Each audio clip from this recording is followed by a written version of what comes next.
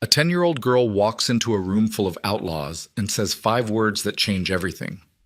Someone's following us. She's shaking so hard her backpack rattles against her spine.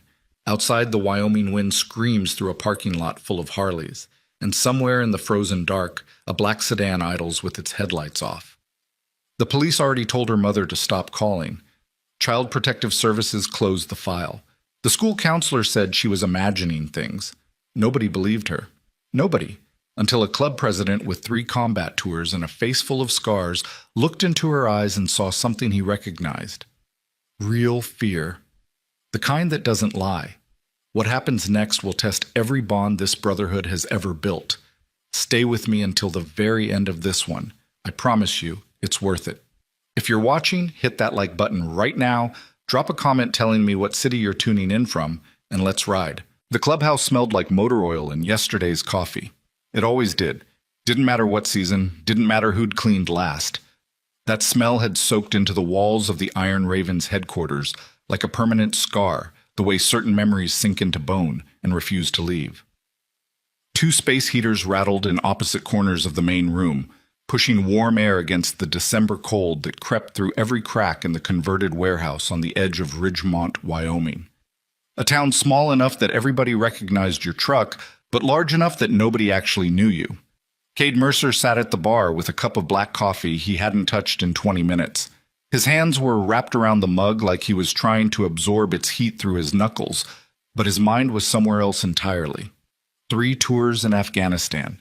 2 Purple Hearts collecting dust in a shoebox under his bed. A marriage that ended the same week he got his discharge papers. He was 44 years old and president of a motorcycle club that most of Ridgemont pretended didn't exist, which suited him fine. He'd spent enough of his life being visible, being a target. Now he preferred the margins. The places where nobody pointed and nobody saluted and nobody asked him to explain why he still woke up at 3 a.m. with his fists clenched around sheets soaked in sweat. Boone Keller was across the room, stretched out on the old leather couch with a motorcycle parts catalog open on his chest, not reading it. Boone was 51, built like a refrigerator someone had wrapped in denim and tattoos, and he hadn't spoken more than 6 consecutive words all day. That was normal. Boone communicated mostly through nods, grunts, and the occasional raised eyebrow that carried more weight than most people's entire vocabularies. He'd served with Cade in Kandahar. They'd carried the same coffins, breathed the same dust. Neither of them talked about it, which was precisely why they understood each other better than anyone else on the planet. 4 other brothers were scattered through the clubhouse, playing pool, checking phones, killing the kind of dead Saturday afternoon that December always brought to a town where winter meant isolation, and isolation meant silence, and silence meant the things you tried not to think about got louder. The television above the bar was tuned to a college football game nobody was watching. The volume was low enough to be ignorable, high enough to fill the emptiness. Then the door opened. Not the way a grown man opens a door, shouldering through it, stamping boots, announcing himself. This was different. This was a small hand pulling at a heavy steel handle, a gust of frozen wind cutting through the room like a blade, and a figure so small she barely cleared the bottom hinge, stepping inside with snowflakes melting in her dark hair. Lena Ashcroft was 10 years old and weighed maybe 65 pounds with her winter coat on. Her backpack, purple, faded, one strap held together with duct tape, hung from both shoulders like she'd been wearing it for days. Her cheeks were red from the cold, but the rest of her face was white, paper white, the kind of pale that comes from something deeper than temperature. She stood in the doorway for exactly 3 seconds, scanning the room with eyes that were too old for her face. Then she said it. "Someone's following us." Her voice didn't crack. It didn't waver. It came out flat and steady, the way a person speaks when they've already decided that the world is dangerous, and the only question left is whether anybody in it will help. Every man in the room stopped moving. Cade set his coffee down. The ceramic clicked against the bar top, and the sound was enormous in the sudden quiet. He didn't stand up, didn't need to. He just turned on his stool and looked at her, and for a long moment neither of them spoke. The space heaters rattled. The wind pushed against the walls. Somewhere outside, a Harley's exhaust pipe ticked as it cooled in the parking lot. "Following who?" Cade said. Not a question, a confirmation. "Me and my mom." Where's your mom now? Home. She doesn't know I came here. Boone swung his legs off the couch. The catalog slid to the floor. He didn't pick it up. He was watching the girl with the kind of focus he usually reserved for incoming threats, and that alone told Cade everything he needed to know about how seriously to take this. Come sit down, Cade said. He didn't soften his voice, didn't use the sing-song tone that adults deploy when they think children are fragile. He spoke to her the way he'd speak to anyone walking through that door asking for help, direct, level, without performance. Lena seemed to recognize this. She crossed the room and climbed onto the stool next to him with the practiced caution of someone who'd learned that chairs could be pulled out from under you. Tell me what you saw. She told him. A dark sedan, blue or black, she wasn't sure. It was always dusk or dark when she noticed it. Parked across from their apartment on Birchwood Lane 3 times in the past 2 weeks. Engine running, no headlights. The first time, she thought it was someone waiting for a friend. The second time, she told her mother. The third time, 2 nights ago, the car was there when she fell asleep, and still there when she woke up at 2 in the morning to use the bathroom and looked out the window because she couldn't help it. My mom called the cops, Lena said. They came and drove around the block and said they didn't see anything. Then they told her she should make sure I wasn't watching too many scary movies. Cade's jaw tightened. 1 millimeter, that was all. But Boone saw it from across the room. She called them twice more after that, Lena continued. The second time they didn't even send a car, just told her to call back if something actually happened. If something actually happened. Cade turned those words over in his mind like a grenade pin. The entire philosophy of every institution he'd ever trusted, military, police, government, compressed into one casual dismissal. We'll help you after you're already hurt. We'll investigate once there's a body. We'll take it seriously when it's too late to matter. Why'd you come here? Cade asked. Lena looked at him. Because I walk past this place on the way to school, and I see you guys outside sometimes, and nobody messes with you. Boone made a sound. It might have been a laugh. It might have been something else. She's not wrong, Boone said. Cade studied the girl's face for another moment. He was looking for the things he'd been trained to identify. The micro-expressions of exaggeration, the shifting eyes of a child seeking attention, the rehearsed quality of a story designed to impress. He found none of it. What he found instead was exhaustion, the bone-deep tiredness of someone who has asked for help from every direction and been denied so many times that walking into a biker clubhouse seemed like a reasonable option. He believed her. Not because of evidence, not because of logic, because he recognized the look in her eyes. He'd worn it himself years ago in a VA hospital waiting room where a clerk told him his paperwork was incomplete and he'd need to come back in 6 to 8 weeks. Boone, he said. Boone was already standing. Get Nolan. Get Dutch. Tell them I need eyes on Birchwood Lane tonight. Lena blinked. You believe me? Yeah. Just like that? Just like that. She stared at him for a long time, and something shifted behind her eyes. Not trust, not yet, but the faintest possibility that trust might still exist somewhere in a world that had spent 10 years teaching her otherwise. Tessa Ashcroft opened her apartment door 40 minutes later to find Cade Mercer standing on her porch with her daughter beside him, and 2 motorcycles idling at the curb behind them. The look on her face cycled through approximately 7 emotions in 3 seconds. Shock, anger, fear, confusion, more anger, a flicker of something that might have been relief, and then a hard mask of protective hostility that Cade recognized immediately because he wore one just like it. Lena Marie Ashcroft, get inside right now. Mom, now. Lena went. Tessa turned to Cade with the kind of fury that only a single mother running on 4 hours of sleep and 11 months of fear can generate. She was 32, thin in a way that suggested meals skipped for someone else's sake, and her eyes had the same premature age that her daughters carried. She was wearing a waitress uniform from Patty's Diner on Route 9, and her hands smelled like coffee grounds and fryer grease. Who the hell are you, and why is my daughter with you? My name's Cade. She came to our clubhouse, the Iron Ravens, down on, I know what the Iron Ravens are. Everybody knows what the Iron Ravens are. And my 10-year-old daughter has no business anywhere near. She came to us because nobody else would listen. That stopped her. The anger didn't leave her face, but it rearranged itself, making room for something raw underneath. She gripped the door frame with one hand, and Cade noticed her knuckles were chapped and cracked from winter and work, and probably from wringing her hands at 2 in the morning while a dark sedan sat across the street. The police said, I know what the police said. Silence.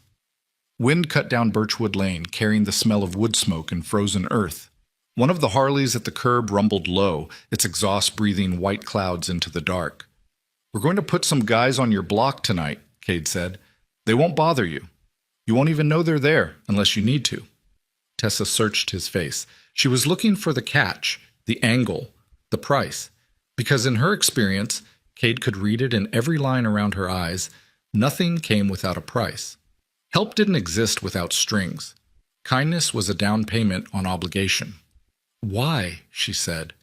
Cade almost smiled. Almost. Because she walked into a room full of strangers and asked for help. That's either the bravest thing I've seen this year or the most desperate. Either way, it deserves a response. He turned and walked back to his bike. Tessa stood in the doorway watching him go, one hand still gripping the frame, the cold air streaming past her into the apartment, where Lena was probably pressed against the window, watching everything.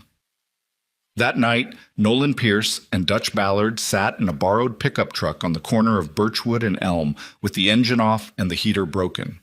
Nolan was 36, lean, quiet in a way that made other people uncomfortable, and currently navigating the wreckage of a relationship that had ended 3 weeks ago when his girlfriend told him she'd been seeing someone else for 5 months and moved to Colorado the next day. He hadn't slept more than 3 hours a night since. He'd been driving aimlessly through Ridgemont after midnight most nights. Not going anywhere, just moving. Because movement felt less like drowning than sitting still. Dutch was the opposite.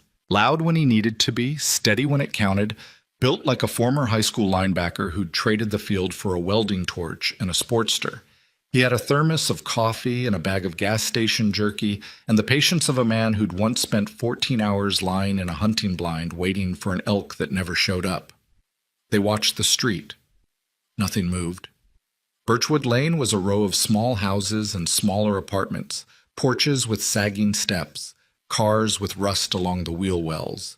A neighborhood that had been middle class 20 years ago and had been sliding slowly downhill ever since, losing residents to the same economic gravity that pulled small-town America apart piece by piece. Streetlights cast yellow pools on the sidewalk. A dog barked somewhere. A television flickered blue through a curtain window.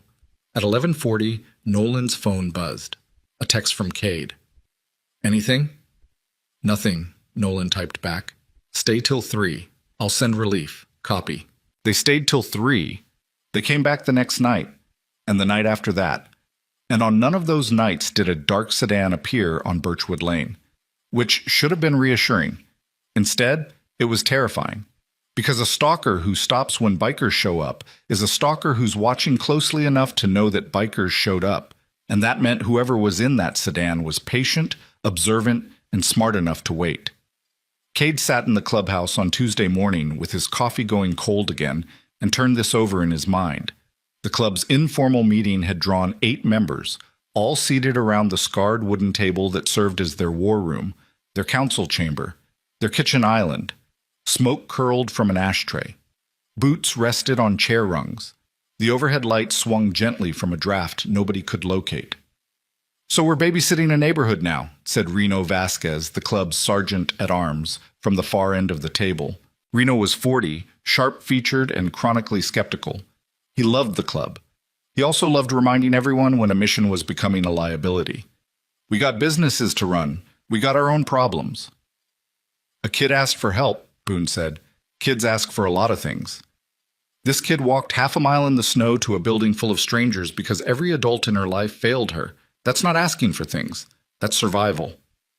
Reno leaned back. He didn't argue. He never pushed back against Boone directly. Not because he was afraid of him, but because Boone had a way of making the simple truth sound like a closing argument. The sedan hasn't come back, Dutch reported. 3 nights? Nothing. Which means he knows we're there, Cade said. The room absorbed that. 8 men sitting with the knowledge that somewhere in Ridgemont, someone was adjusting their behavior based on the club's movements. It was a chess game. and they were playing without seeing the board. Could be nothing, Reno offered, but the conviction was gone from his voice. Could be, Kate agreed, but I've seen enough nothing that turned into something to know the difference doesn't matter until it's too late. It was Nolan who raised the other issue, and he did it quietly, the way he did everything. So quietly that it almost got lost under the sound of Reno tapping his lighter against the table. Some of the neighbors have been asking questions about me. Silence. What kind of questions? Cade said. Nolan stared at his hands. His knuckles were scarred from a bar fight 2 years ago, and his fingernails were black with engine grease. Why I'm driving around the neighborhood at night. Why I'm always alone. Why I sit in parked trucks on residential streets at 2 in the morning. He paused. A woman on Elm Street told Tessa she saw me driving past her house 3 nights in a row, before we started the watch. The room shifted. Not dramatically, not with accusations or raised voices, but something changed in the air, a subtle rearrangement of attention, like a compass needle finding a new north. Because Nolan had been driving around Ridgemont at night. Before Lena came to the clubhouse. Before anyone knew about the sedan. He'd been out there in the dark, alone, sleepless, circling the same blocks over and over because motion was the only thing keeping the grief from eating him alive. And from the outside, from the perspective of a frightened neighborhood watching for threats, a lone man driving slowly through residential streets in the middle of the night looked exactly like what they were afraid of. Nobody said it, but Cade could feel the thought forming around the table like frost on a windshield. He could see it in the way Dutch's eyes moved, in the way Reno's lighter stopped tapping. I wasn't, Nolan started. Nobody's saying you were, Cade cut in, hard, final, the voice he used when a conversation needed to end before it became something worse. We know who you are, Nolan. We know what you've been going through. But the neighborhood doesn't, Reno said quietly. And there it was, the fracture. Invisible hairline, running through the center of everything the Iron Ravens had built together. Not a crack in loyalty, not yet, but a crack in certainty. And certainty, Cade knew, was the only thing holding a brotherhood together when the world outside was trying to tear it apart. He looked around the table. 8 faces. Some avoided his eyes. Some held them. All of them were calculating, weighing, measuring the distance between what they believed about their brother and what the evidence suggested to anyone who didn't know him. We find the sedan, Cade said. We find who's inside it. That's the mission. Everything else is noise. Heads nodded. But the nods were slower than they should have been. After the meeting, Nolan stood alone in the parking lot, his breath steaming in the cold, his hands shoved deep in the pockets of his leather jacket. The zipper was broken, and the lining was worn thin, and the whole thing smelled like exhaust and loneliness. He lit a cigarette and smoked it down to the filter without tasting it. He knew what they were thinking. Not because anyone had said it, but because he'd spent 36 years learning to read the spaces between words. The weight of a glance held half a second too long. The particular quality of silence that follows a question nobody wants to ask. They were wondering. And the worst part, the part that sat in his chest like a stone, was that he couldn't blame them. Because if he were on the outside looking in, he'd wonder too. A man driving alone through dark neighborhoods at night, every night, with no explanation he could give that didn't sound like an excuse. I was just driving. I couldn't sleep. I wasn't going anywhere. How many people with something to hide had said exactly those words?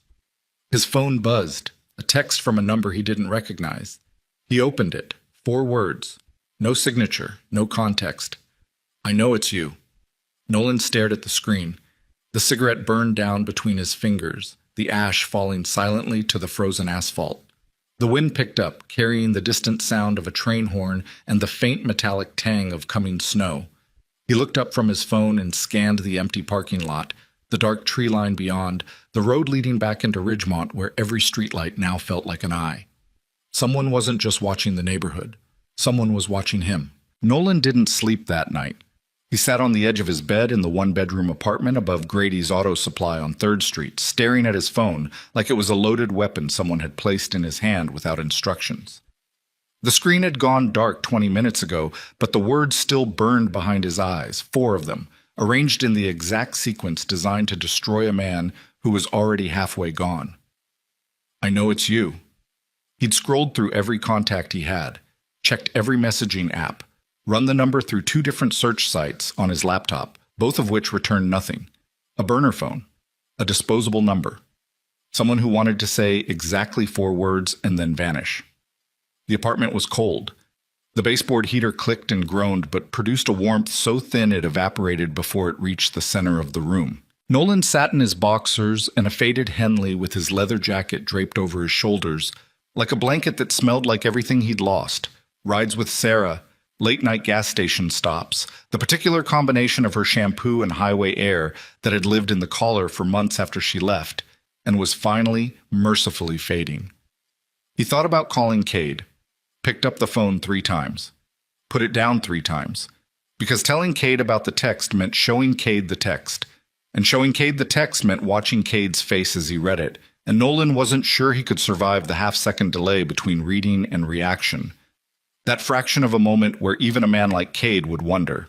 At 4 in the morning, he made coffee in a pot that hadn't been cleaned in a week.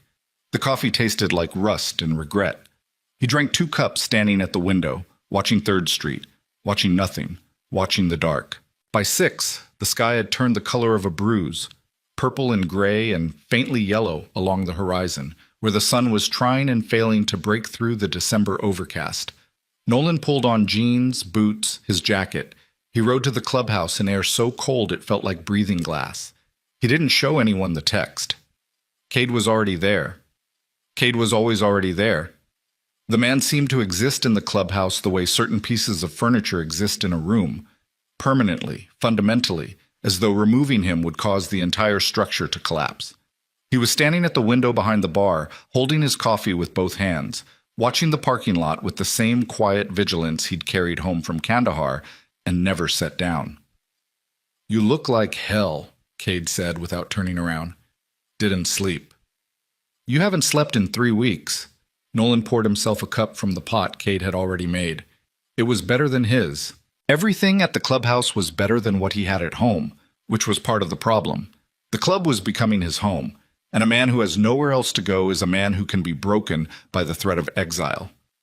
"Anything from the neighborhood last night?" Nolan asked. "Dutch did a sweep at midnight. Nothing." "So the sedan's gone." "The sedan's waiting." Nolan leaned against the counter. The kitchen was narrow, cluttered with mismatched mugs and a toaster that hadn't worked since September, and a calendar on the wall still turned to October because nobody cared enough to flip it. He could feel Cade watching him now, not at the window anymore, but turned halfway, studying him with those pale gray eyes that missed nothing and forgave everything but lies. "Something you want to tell me?" Cade said. "No." The word came out too fast. Nolan heard it and knew Cade heard it and knew that the speed of a denial was its own kind of confession. Cade held his gaze for 3 seconds. Then he nodded, once, and turned back to the window. That nod was worse than any accusation. It meant, "I know you're holding something back, and I'm choosing to let you hold it, and the weight of that choice is now yours to carry." Nolan carried it, all day. Through a club ride out to the storage yard to check on inventory. Through lunch at the counter of Patty's Diner, where Tessa Ashcroft served him a turkey sandwich with hands that trembled slightly when she set down the plate. Through an afternoon of silence so thick it had texture. The kind of silence that grows between men who are thinking the same thought and refusing to speak it. The neighborhood was talking. Nolan knew it the way you know weather is coming. Not because anyone tells you, but because the air changes. Conversation stopped when he walked into the diner. Eyes followed him and then looked away too quickly. A woman he'd never met crossed the street when she saw him approaching on the sidewalk, and the gesture was so small, so instinctive, so unmistakably fearful that it hit him like a fist to the sternum. He was becoming the suspect, not to the club, not yet. The Iron Ravens operated on proof, on evidence, on the fundamental principle that a brother is innocent until the brotherhood determines otherwise. But the neighborhood didn't follow those rules. The neighborhood operated on feeling, on appearance, on the ancient human algorithm that converts proximity into guilt. A lone man. Driving at night. No family, no visible job. Leather jacket, motorcycle.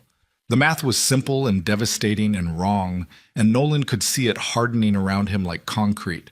a narrative setting into place that would be nearly impossible to break once it cured.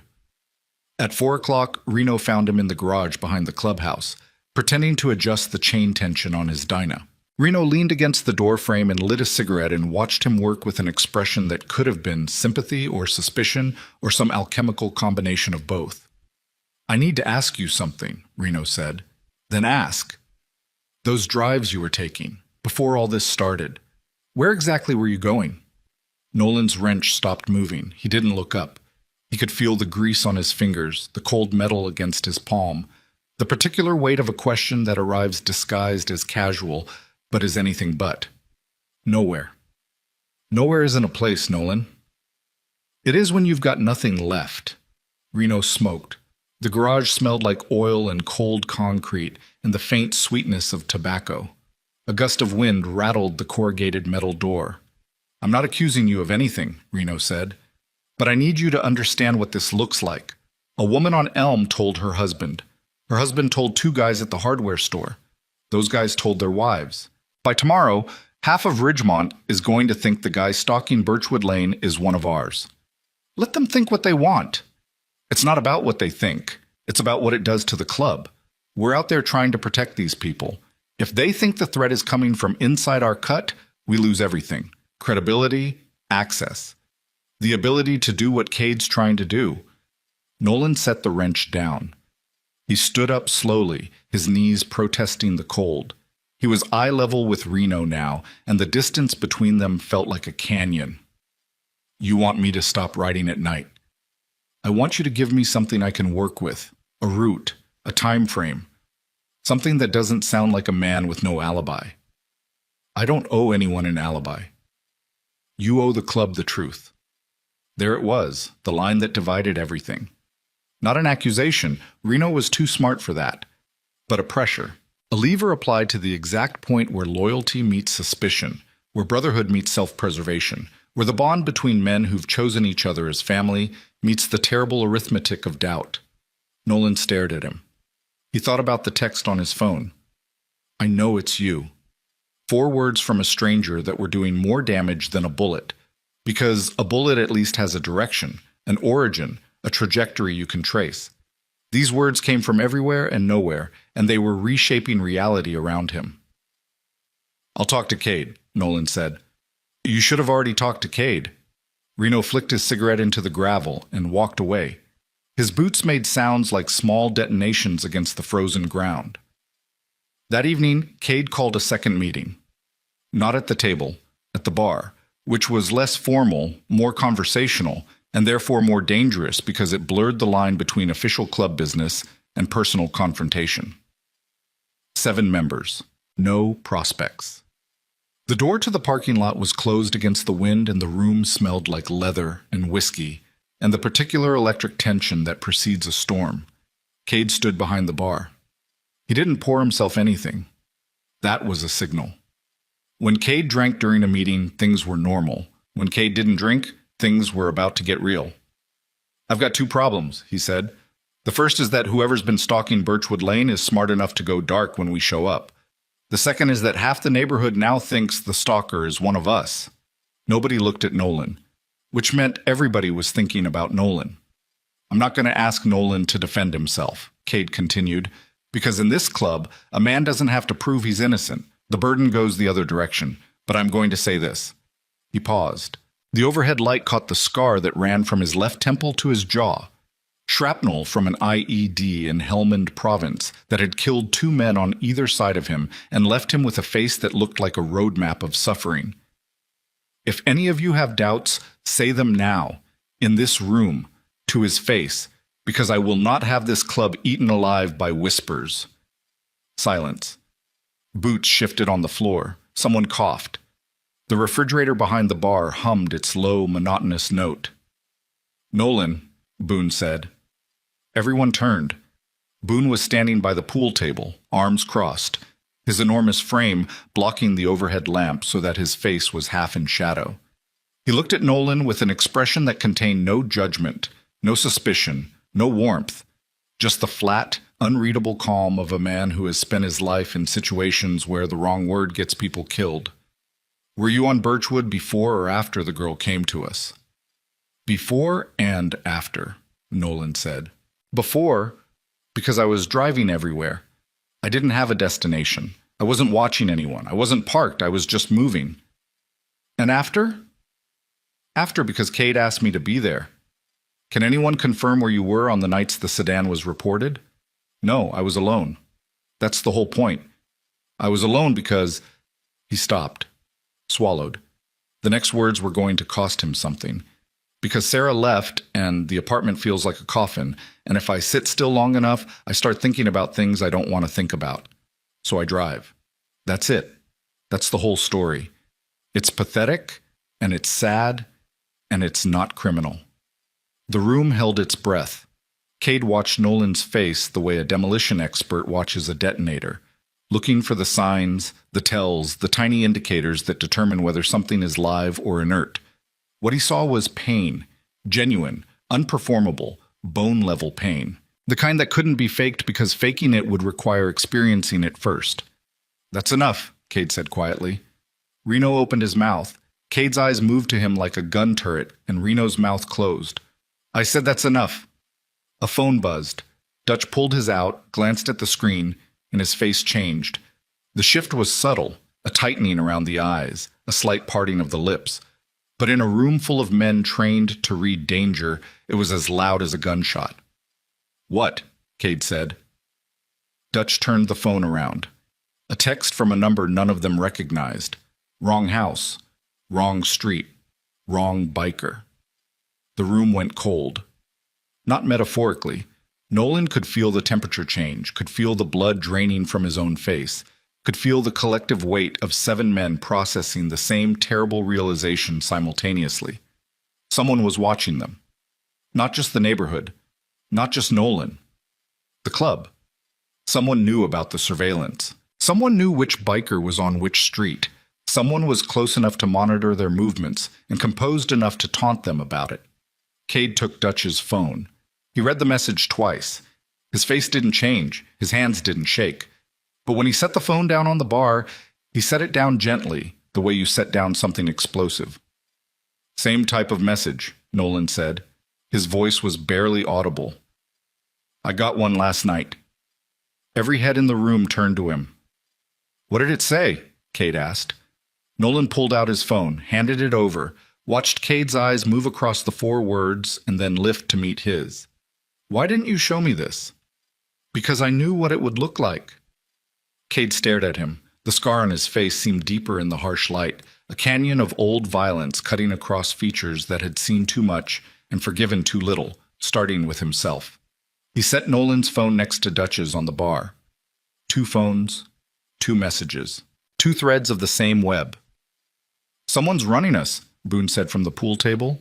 His voice was low, steady, and carried the particular gravity of a man stating a tactical reality. The texts, the sedan disappearing when we show up, the rumors in the neighborhood. This isn't a stalker who got lucky. This is someone who knows exactly what they're doing. Someone local, Cade said. Has to be. They know the streets. They know the routines. They know which brother is on which corner. Or someone's feeding them information, Reno said, and the implication hung in the air like smoke from a fire nobody wanted to admit was burning. Cade's phone rang. Not a text. A call. He glanced at the screen. Tessa Ashcroft. He answered, listened, said nothing for 30 seconds. Then his jaw set in a way that Nolan had only seen twice, once in a combat briefing and once at a funeral. Stay inside, Cade said into the phone. Lock the doors. Don't open them for anyone. We're on our way. He hung up. Someone left flowers on Lena's windowsill, he said while she was inside the apartment, while Tessa was in the next room. A bouquet on the outside ledge of a second-floor window. The room didn't explode. It compressed. Like a coiled spring. Like a breath held too long. Like the moment before a detonation when everything goes perfectly, terribly still. Second floor, Dutch repeated. Second floor. Which meant a ladder. Which meant planning. Which meant someone had stood in the alley behind Tessa's building, in the dark, in the cold, had climbed to a child's bedroom window and placed flowers on the ledge with the calm precision of someone who wanted to send a message. Not a threat. Something worse. I can reach her whenever I want. Cade grabbed his jacket off the back of the stool. The leather creaked. His keys were already in his hand. He moved toward the door with the focused economy of a man transitioning from discussion to action, and every brother in the room moved with him. Not because he ordered it, but because the geometry of the situation had shifted from investigation to protection, and protection was the one thing none of them needed to be told to do. Nolan reached for his jacket. Cade stopped, turned, and in that moment, that fraction of a second between motion and stillness, Nolan saw something in Cade's eyes that cut deeper than any accusation. Hesitation. It lasted less than a heartbeat. Then it was gone, replaced by the same steady command that had held this club together through bar fights and bankruptcy and the kind of personal destruction that follows men home from war. But it had been there. A flicker. A shadow. The momentary calculation of a leader weighing risk against loyalty and finding them, for the first time, approximately equal. Everybody rides, Cade said. Everybody included Nolan. The word wasn't spoken directly to him, but it encompassed him, which was simultaneously a relief and a devastation, because being included by default is not the same as being included by choice, and Nolan could feel the difference the way a patient feels a surgeon's hesitation before the first cut. They rode to Birchwood Lane in formation. 8 Harleys cutting through the December night like a convoy of controlled thunder. The neighborhood heard them coming. Curtains moved, porch lights clicked on. A dog started howling 3 blocks away. They parked in a line along the curb, and the sight of 8 motorcycles outside a small apartment building at 9 o'clock on a Tuesday night was either the most reassuring or the most terrifying thing those streets had ever seen, depending on which side of fear you stood. Cade took the alley first, flashlight in one hand, the other resting on nothing but readiness. Boone followed. The alley was narrow, lined with dumpsters and recycling bins, and the detritus of lives lived too close together. The cold was sharp enough to burn. He found the ladder. An aluminum extension ladder leaning against the building's brick wall, positioned directly below Lena's window. It didn't belong to the building. It didn't belong to any of the neighbors they checked with over the next 20 minutes. It had been brought there, used, and left behind, either carelessly or deliberately, and Cade was betting on deliberately, because everything about this person screamed control. Tessa met them at the apartment door. Her face was gray. Lena was behind her, sitting on the couch with her backpack in her lap. The same faded purple backpack she'd carried into the clubhouse 5 days ago, held against her chest like a shield. "I want to leave," Tessa said. Her voice was flat, emptied. "I want to take her and go." "Where?" Cade asked. "I don't know. Anywhere. My sister's in Cheyenne. I cannot... If he's watching this closely, he'll follow you. New city, no club, no one watching your block. You'd be more exposed, not less." Tessa's eyes filled. She didn't cry. She pressed her lips together until they turned white, and she swallowed twice, and she held herself together with the kind of physical willpower that single mothers develop the way soldiers develop calluses, through repeated, sustained, unrelenting contact with pain. "Then what do I do?" Cade looked at Boone. Boone looked at Cade.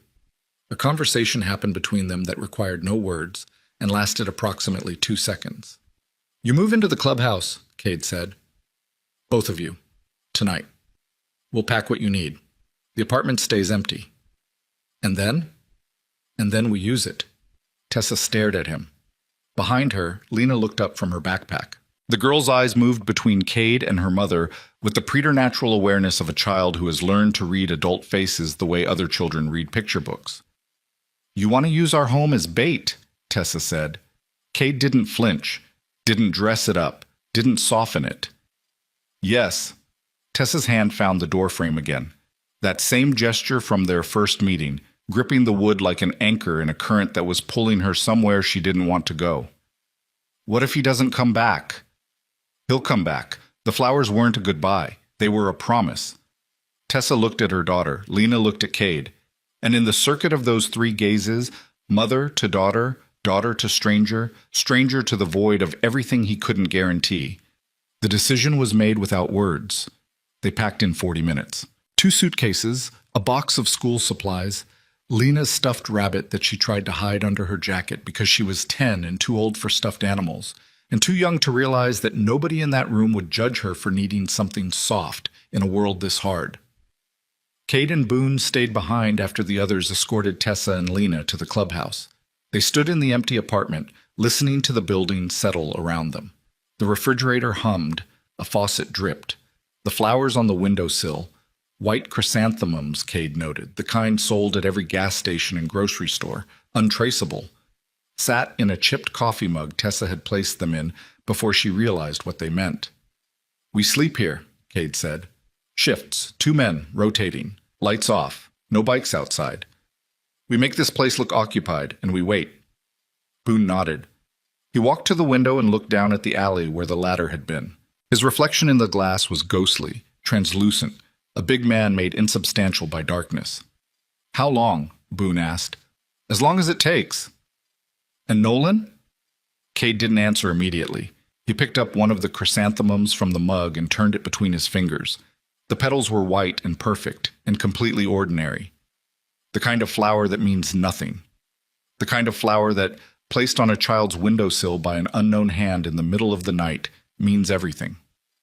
"Nolan's one of us," Cade said. "I know he is." "Then that's the answer. That's your answer. The neighborhood has a different one, and sooner or later the neighborhood is going to do something about it." Cade set the flower down. He looked at Boone, his oldest friend, the man who'd held him down on a medevac helicopter while a medic pulled shrapnel from his face, the man who'd driven 800 miles to stand beside him at his divorce hearing without being asked. "Then we better find the real one first." The apartment went dark. 2 men sat in a dead woman's living room, because that's what it was now.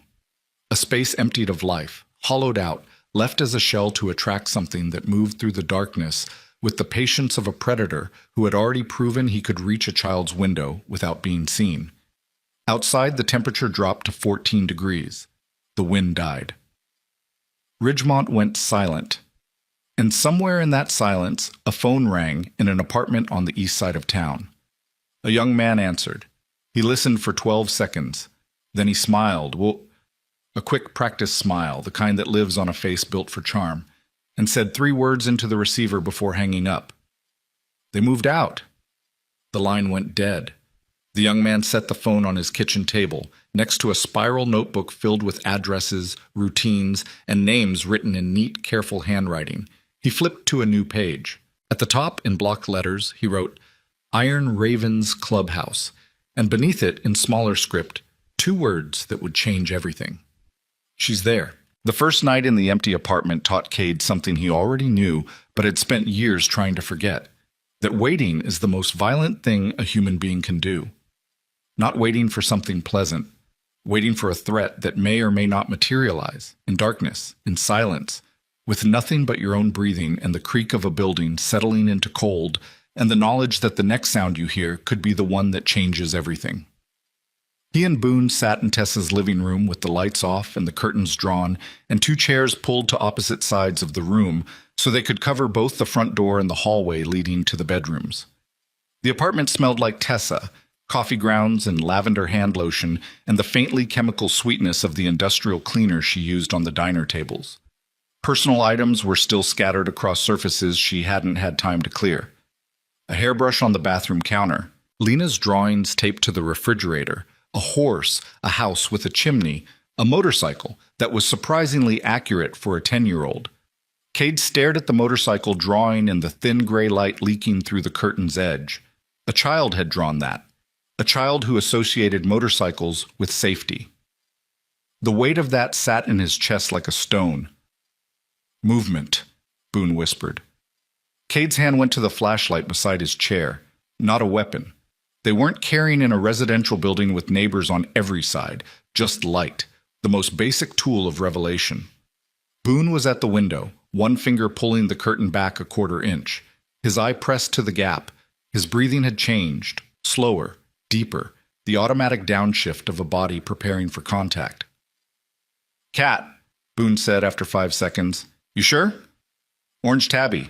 Jumped off the dumpster." They settled back. The refrigerator hummed. The faucet dripped. The digital clock on the microwave read 2:47 a.m. in green numerals that were the only light source in the apartment. Nothing came that night, or the next. On the third night, Cade swapped Boone out for Dutch, because Boone's knee was swelling from sitting in cold rooms, and because Dutch had the particular patience of a man who could wait indefinitely without his mind wandering. Cade trusted Dutch the way he trusted a rifle scope, mechanically, completely, without the need for reassurance.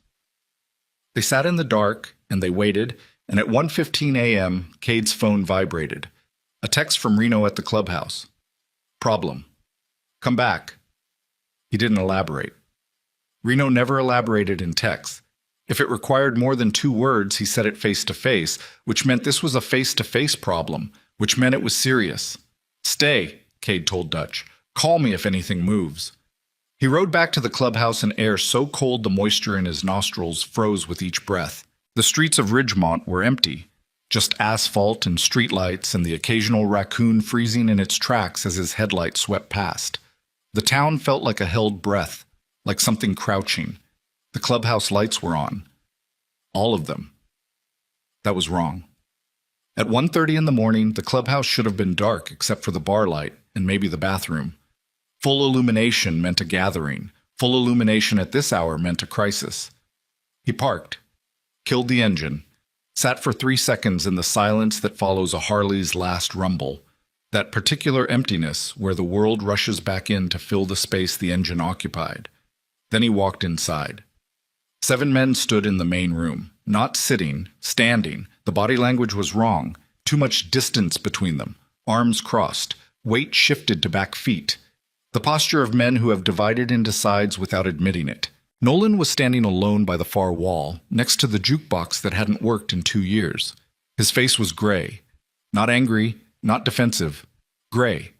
The color of a man who has already been convicted and is waiting for the sentence. Tessa stood near the hallway that led to the back room where she and Lena were staying.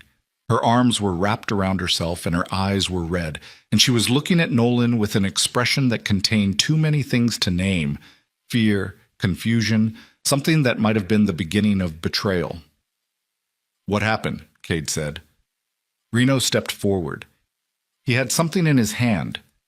A phone. Not his. He held it out to Cade the way you hold out evidence, carefully, with significance, with the implicit understanding that what you're about to see will change the trajectory of everything. Tessa found this in the back room, Reno said, under the cot where Lena's been sleeping. Cade took the phone. It was a cheap prepaid model, black, the kind you buy at a gas station for $30. The screen was unlocked. He looked at it. A series of photographs. Tessa's apartment building, shot from different angles, different times of day. The front entrance, the side alley, the fire escape. Lena's bedroom window, photographed from below, the angle slightly upward, the way someone standing in the alley would see it. And the last photo, taken from inside the clubhouse. The back hallway, the door to the room where Tessa and Lena were now sleeping. Cade's blood went cold. Not metaphorically. He felt it.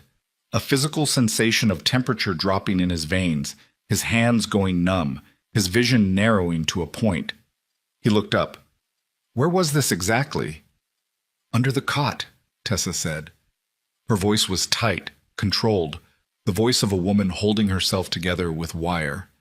Lena dropped her rabbit, and I was reaching under to get it, and I felt it, taped to the bottom of the frame. Cade looked at the phone again, scrolled through the photos, 12 in total. All of Tessa's apartment or the clubhouse. All shot recently. The snow in the backgrounds matched this week's accumulation. All shot by someone who had access to both locations. He looked at Nolan. Every man in the room was already looking at Nolan. Nolan's hands were at his sides. His fingers weren't moving. His chest was barely rising. He looked like a man who has stopped breathing because breathing requires hope, and hope has left the room. That's not my phone, Nolan said. Nobody said it was, Cade replied. Everybody's thinking it. Silence. The space heaters rattled. Outside, the wind pushed against the building with a low moan that sounded almost human. Who else has been in that back room? Cade asked, turning to the group. Tessa and Lena, Reno said. Me, when I helped move the cots in. Dutch, when he brought the extra blankets. Boone stopped by to check on them yesterday afternoon. And Nolan. Nolan was in the room? Cade's voice didn't change, but the question itself was a blade. I brought Lena a sandwich, Nolan said. Yesterday. She was doing homework. I was in there for 2 minutes. 2 minutes is enough time to tape a phone under a cot, Reno said. Nolan's jaw tightened. A muscle jumped beneath his left eye. A tiny, involuntary spasm that betrayed the earthquake happening under his stillness. 2 minutes is also enough time to bring a kid a sandwich because she looked hungry. Nobody's arguing about sandwiches, Reno fired back. Then what are you arguing about? I'm arguing about the fact that a phone full of surveillance photos was found in the room where we put a woman and child for protection, and the list of people who've been in that room is short, and your name is on it, and you're the same guy who was driving around that neighborhood in the middle of the night before any of this started. The room compressed. Cade could feel it. The walls closing, the air thickening, the fundamental architecture of the Brotherhood bending under a weight it was never designed to carry. He'd seen units fracture in combat. He'd watched men who would take bullets for each other turn into strangers over a single piece of bad intelligence. It happened fast. It happened quiet. And once it started, it was almost impossible to stop. Reno, Cade said, I'm saying what everybody else is afraid to say. I know what you're saying. I'm telling you to stop. Why? Because it's uncomfortable? Because we don't want to look at our own brother and ask the hard question? Because the hard question is the wrong question. Cade held up the phone. Whoever planted this wanted us to find it. The photos are obvious. The placement is obvious. Taping it under a cot in a room full of people who know Nolan's been visiting, that's not concealment. That's framing. Reno hesitated. The certainty in his face flickered just slightly like a flame touched by a draft. Or, Reno said slowly, it's a guy who got careless. Nolan's a lot of things. Careless isn't one of them. Cade looked around the room. He needed to see their faces. He needed to know where the cracks were before the cracks became chasms. Dutch, steady, watching, withholding judgment. 2 younger members, Fisher and Webb, uncertain, looking to the older men for cues. Boone, absent, still at the apartment, unreachable for the next 4 hours. And Reno, loyal to the club, loyal to the mission, but increasingly convinced that loyalty meant protecting the group from one of its own. Tessa spoke from the hallway. Her voice was barely above a whisper, but it cut through the room like a siren. I don't care who put it there. I don't care about your Brotherhood politics. There are photographs of my daughter's bedroom window on that phone. My daughter, who is sleeping 20 feet from where we're standing right now. Her voice broke on the last word, and she put her hand over her mouth and held it there until the break sealed. You promised me she would be safe here. She is safe here, Cade said. There's a phone with pictures of her window taped to the bed she's sleeping in. That is not safe. That is the opposite of everything you told me. She was right, and Cade knew she was right, and the knowledge sat in him like acid, dissolving the certainty he'd built this entire operation on. The certainty that moving Tessa and Lena into the clubhouse would put them beyond reach. Instead, it had proven the opposite. Whoever was doing this had reached that extended past locked doors, past a building full of bikers, past every precaution they'd taken. The predator wasn't outside anymore. The predator was close enough to plant evidence inside their fortress. I want to leave, Tessa said. Tonight. Now. Cheyenne. My sister. Tessa, don't tell me it's more dangerous out there. You can't protect her. You proved that. You thought you could and you can't, and I'm not waiting for the next... Mom? The voice came from the hallway behind Tessa, small, sleepy, confused. Lena stood in the doorway of the back room, her stuffed rabbit pressed against her chest, her bare feet on the cold concrete floor. She was wearing an oversized t-shirt, one of Dutch's, Cade realized, because nobody had thought to pack pajamas in the rush to leave, and her hair was pressed flat on one side from sleeping. She looked at the room full of men and her mother's tear-streaked face, and she processed all of it in the 3 seconds of silence that followed. Is it the car again? She asked. Nobody answered. It's the car, she confirmed to herself. Then she looked at Nolan, and Nolan looked at her. And what passed between them in that moment was something Cade would remember for years. A child's gaze, direct and uncorrupted, landing on a man the whole room was ready to condemn, and finding nothing there but sadness. "He didn't do it," Lena said. Tessa turned to her. "Baby, go back to bed." "He brought me a sandwich, turkey with extra pickles. He asked me about my homework. He said math was hard, but if I kept trying, I'd get it." She paused. "Bad people don't care about math homework." The room didn't move, didn't breathe. A 10-year-old girl had just delivered a closing argument that none of them could match, and the simplicity of it was devastating. Not because it was evidence, but because it was the kind of truth that only survives in people who haven't yet learned to distrust their own instincts. Cade knelt down. His knees protested. 44 years old, 3 combat tours, a lifetime of motorcycle riding that had compressed every vertebra in his lower spine. He brought himself to Lena's eye level. "Did you see anyone go into your room today? Anyone besides your mom and Nolan?" Lena thought about it. Her brow furrowed. The genuine concentration of a child retrieving a memory, not fabricating one. The man who fixes things came to check the heater. The room shifted. Every head turned. "What man?" Cade asked. "The one who was here when we moved in.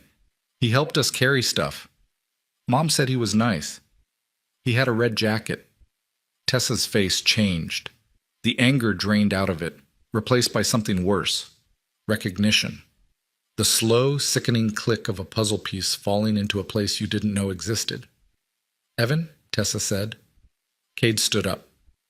"Who's Evan?" "Evan Morales. He lives on our block. His aunt is Mrs. Delgado. She lives 3 doors down from me. He was helping carry boxes when we arrived at the clubhouse. He said he was just being neighborly. He said his aunt sent him." Reno pulled out his own phone.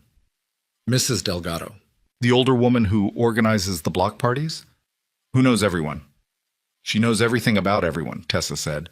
"Every schedule, every routine, who's home, who's traveling, who just had a baby, who works nights. She's the neighborhood. She's been the neighborhood for 30 years. The realization moved through the room like a wave. Not a crash, but a slow rising swell that lifted everything and resettled it in a different configuration. Mrs. Delgado. The beloved gossip. The woman everyone told everything to because telling her felt like telling a friend. And she listened the way a good neighbor listens. With warmth, with interest, with the appearance of care that made every piece of information feel safe in her hands. And every piece of information she gathered flowed to her nephew. Every family routine, every work schedule, every evening someone mentioned they'd be out of town. Every confession about being a single mother, about being afraid, about the front door lock that needed replacing. Evan Morales hadn't needed surveillance. He had something better. He had his aunt's living room, where the entire neighborhood laid its secrets bare over coffee and banana bread, never suspecting that the charming young man washing dishes in the next room was listening to every word. "The sedan," Cade said. "Whose car does Mrs. Delgado drive?" Tessa closed her eyes. When she opened them, there were no tears left. Just a cold, flat fury that Cade recognized because it lived in him too. The rage of someone who realizes that the threat was never outside the walls. It was sitting inside them, smiling, handing out cookies, asking how your day was. "Dark blue Buick," Tessa whispered. "She barely drives it, parks it on the street. Lets Evan borrow it whenever he wants." Reno was already moving toward the door. Cade stopped him with a hand on his chest. Not hard, not aggressive, but absolute. "No." "The hell you mean no?" "We don't have proof. We have a theory. We have a child's memory of a man in a red jacket and a name that connects to a car that might be the right color. That's not enough. It's enough for me. It's not enough for what comes after. If we go to his door and we're wrong, we lose everything. If we go to his door and we're right but we handle it wrong, he walks and we catch a case." Reno's chest pressed against Cade's hand. The tension between them was physical. 2 men who wanted the same thing disagreeing violently about how to get it. "Then what?" Reno said through his teeth. Cade lowered his hand. He turned to the room. Every face was locked on his, waiting, coiled, vibrating at a frequency that was either disciplined rage or barely contained chaos. These men had spent the last week suspecting their own brother. They had questioned Nolan's character, doubted his midnight drives, measured his grief against the possibility of guilt. And now, in the space of 5 minutes, the entire equation had been rewritten by a 10-year-old girl in an oversized t-shirt holding a stuffed rabbit. Nolan hadn't moved from the wall. His face was still gray, but something had shifted underneath. Not vindication, not relief, but the particular exhaustion of a man who has been carrying a weight so heavy that even setting it down hurts. Cade looked at him, held his gaze. And what passed between them was not an apology. Cade didn't apologize with words, and Nolan didn't need him to, but an acknowledgement, a recalibration. The silent, masculine reconfiguration of trust that happens when two men realize they almost broke something irreplaceable, and the almost is the only reason they're still standing in the same room. "Here's what we do," Cade said. "Boone stays at the apartment. The trap stays set. But now we know who we're waiting for. Nolan, Dutch. I want eyes on Evan Morales. Not confrontation, not contact, surveillance. Where he goes, what he drives, who he talks to. Build the pattern. And if he comes to the apartment, then we catch him inside with evidence, with witnesses, and we call the police and let them do what they should have done when Tessa called them the first time." "Since when do we trust the police to handle anything?" Fisher muttered from the corner. "We don't, but we need them for what comes after. We need a record. We need charges. We need this to end with him in handcuffs, not in our hands, because what I want to do to this person—" Cade paused. The scar on his face seemed to deepen in the overhead light, a topographic record of violence he'd both received and was capable of delivering. "What I want to do doesn't help Lena. It doesn't help Tessa. It helps me, and that's not what this is about." The room absorbed this. 8 men processing the discipline required to hold back when every instinct screamed advance. It was the hardest thing Cade had ever asked of them, harder than the cold nights, harder than the suspicion, harder than the fracture that had nearly split the club apart. He was asking them to be patient in the presence of a predator, and patience in those circumstances is not a virtue, but a violence, a deliberate, sustained act of restraint that costs more than action ever could. "Nolan," Cade said. Nolan looked up. "You ride with me tonight." It was the simplest sentence. 5 words. But in the grammar of the Iron Ravens, where every assignment carried the weight of trust and every pairing was a statement of faith, it was the loudest thing Cade had said all week. Nolan nodded. Once. Lena was still standing in the hallway. Nobody had told her to go back to bed again because the room had forgotten she was there, which was its own kind of testimony. She was so quiet, so still, so practiced at being invisible, that even a room full of men trained to notice threats had lost track of her. She tugged on Tessa's sleeve. "Mom." "Yeah, baby." "He came into the room while I was drawing. The heater man. He said he needed to check the vent behind my bed. He moved the cot." Every man in the room stopped breathing. "He was alone in the room." "For a little bit. I went to get water. When I came back, he said the heater was fine." Cade's hand closed into a fist at his side. Slowly. 1 finger at a time. The knuckles whitened. The tendons stood out against the back of his hand like cables. He unclenched. "Thank you, Lena," he said, and his voice was level, calm, controlled. The voice of a man who has just made a decision that will require everything he has and everything he is and will test the boundary between justice and destruction. "Go back to sleep, sweetheart." Lena went. Her bare feet made almost no sound on the concrete. The stuffed rabbit's ear dragged along the wall behind her, tracing a line in the dust. Tessa watched her go. Then she turned to Cade, and what she said next was not a question. "End this." Cade met her eyes. "Tomorrow night." Outside, the wind had stopped. The parking lot was silent. 8 Harleys sat in a row under a sky so black and starless it looked like the ceiling of a room with no walls. Somewhere across Ridgemont, in a small house on Birchwood Lane, a young man sat at his aunt's kitchen table, eating the leftovers she'd prepared, listening to her talk about the neighbors, who was struggling, who was alone, who had just put new locks on their doors, and filing every word into the architecture of his next move. He didn't know the club had a name for him now. He didn't know that tomorrow night the empty apartment would be waiting and it wouldn't be empty at all. But the club didn't know something either. On his phone, his real phone, not the burner he'd planted, Evan Morales had 17 addresses, 17 homes, 17 families whose routines he'd mapped with the patience of a cartographer charting new territory. Lena and Tessa weren't the first. They were the next. And in a folder on his laptop, hidden beneath 3 layers of encryption, was a list of items taken from each home, not valuable items, not things that would be reported, but personal things. A child's hairbrush, a photograph from a refrigerator door, a single earring from a nightstand. Trophies so small and so intimate that their absence would never be noticed and their presence in his collection would never be explained. The monster wasn't just stalking one family. He was cataloging an entire neighborhood's vulnerability.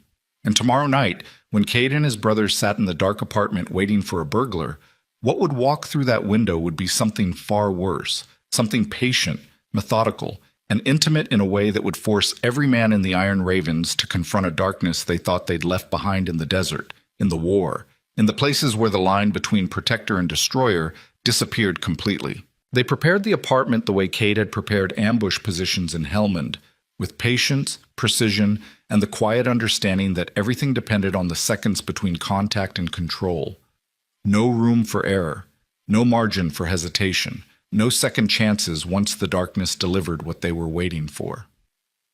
Tuesday afternoon, 4 hours before sundown, Cade stood in Tessa's kitchen with a hand-drawn floor plan spread across the counter, sketched on the back of a takeout menu from Patty's Diner, because that was the paper closest to hand when the planning started.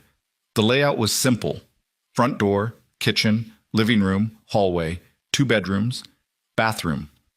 1 window in Lena's room that faced the alley. 1 fire escape accessible from Tessa's room. 2 points of entry for someone who didn't want to use the front door. Boone studied the sketch with his arms crossed. Dutch leaned against the refrigerator. Nolan stood by the sink, running water over his hands, not washing them, just letting the cold run across his knuckles, a habit Cade had noticed he performed whenever his mind was working faster than his body could follow. "He'll use the alley window," Cade said. "Same approach as the flowers. He knows it works. He knows the angle from the dumpster to the ledge. He's done it before." "What if he doesn't come tonight?" Dutch asked. "Then we come back tomorrow night, and the night after, but he'll come tonight." "How do you know?" Cade tapped the floor plan. "The kitchen window, the hallway, the bedroom door. Because he planted that phone yesterday. That means he's accelerating. The photos, the texts, the flowers. Every move has been closer, faster, bolder. He's not building up to something. He's already there. The phone was his way of saying, 'I'm inside.' And once a person like this proves to himself that he can get inside, the next step isn't retreat, it's return." Boone grunted. Agreement, confirmation. The entirety of a tactical briefing compressed into a single syllable. "Positions," Cade continued. "Boone, you're in the living room. Back corner, behind the couch. Dutch, you're in the hallway closet. Door cracked, sightline to both bedrooms. Nolan, you're with me in Lena's room." He looked at Nolan when he said it, deliberately, publicly, placing Nolan at the exact center of the operation, in the room where the phone was found, where the accusation was born, where the truth would either vindicate or destroy him. It was a statement of trust so loud it didn't need volume. Nolan turned off the faucet, dried his hands on his jeans, nodded. "No lights after 6, Cade said. "No phones, no sound. We breathe quiet. We wait. And when he comes through that window, we let him get both feet on the floor before we move." "Why?" Dutch asked. "Because feet on the floor is intent. Feet on the floor inside a private residence at night is breaking and entering. Feet on the floor with what he's carrying, whatever trophies, whatever tools, is evidence. We need all of it. We need the whole picture. And then? And then we hold him until the police arrive. Reno's on standby 3 blocks away with his phone ready to make the call the second I give the word. The plan was clean. The plan was disciplined. The plan was the product of a man who had spent 2 decades learning that the distance between justice and vengeance is measured in self-control. But plans, Cade knew, survive only until contact. They took their positions at 5:45 p.m., 15 minutes before full dark. The apartment was cold. Cade had turned the heat off to eliminate the sound of the system cycling. December air seeped through the walls and the windows and the gap beneath the front door, settling into the rooms like a living thing. Within an hour, Cade could see his own breath in the faint light from the street lamp filtering through the curtain. Lena's room was small. A single bed. The frame Tessa had pushed against the wall. A dresser with a mirror. A closet with a sliding door. The window faced east, overlooking the alley, and through a crack in the curtain, Cade could see the dumpsters below and the dark mouth of the passage that led to Birchwood Lane. The street lamp at the alley's entrance cast a weak orange cone that reached halfway down the passage and stopped, as if the light itself was afraid to go further. Nolan sat on the floor beside the dresser. Cade sat against the wall opposite the window. They were 4 feet apart in a room that smelled like lavender. Tessa's lotion, Cade realized, embedded in the pillow on the bed. The scent of a mother in a room where she should have been safe. Time moved the way it moves in ambush. Not in minutes, but in textures. The sound of a car passing on the street. The distant bark of a dog. The creak of the building above them, where someone was still awake, walking a floor that groaned with every step. Each sound required analysis, categorization, dismissal. Each silence required the same. At 8:30, Nolan whispered something so quiet Cade almost missed it. "Thank you." Cade didn't respond. Didn't need to. The placement was the thank you. The response was the silence that accepted it. At 9:15, Cade's earpiece, a cheap walkie set to the lowest volume, crackled once. Boon. 1 click. Status check. Cade clicked back. All clear. At 10 o'clock, Dutch clicked. All clear. At 10:47, the dog stopped barking. Cade's body registered it before his mind did. A shift in the ambient soundscape. A subtraction so small that only someone who'd been listening to every noise for 5 hours would notice. The dog that had been barking intermittently from 2 blocks away went silent. Not gradually. Abruptly. Mid-bark. Like someone had pressed mute on the neighborhood. His hand found Nolan's arm in the dark. 2 taps. Attention. Nolan's breathing changed. Slower. Shallower. Ready. 60 seconds passed. 90. 2 minutes. Then Cade heard it. Metal on metal. Faint. The telescoping sections of an aluminum ladder being extended. The sound came from directly below the window. The alley. The exact spot where they'd found the ladder before. The same approach. The same entry point. The muscle memory of a predator returning to a path he'd already proven was safe. Except this time the path led into a room full of men who'd been waiting for him in the dark for 5 hours with nothing to think about except a child's bedroom window and a collection of stolen hairbrushes and photographs. Cade held up a hand. Even in the dark, Nolan could see the gesture. Stay. The discipline required to remain motionless while footsteps climbed toward you was something Cade had learned in combat and never wanted to learn again.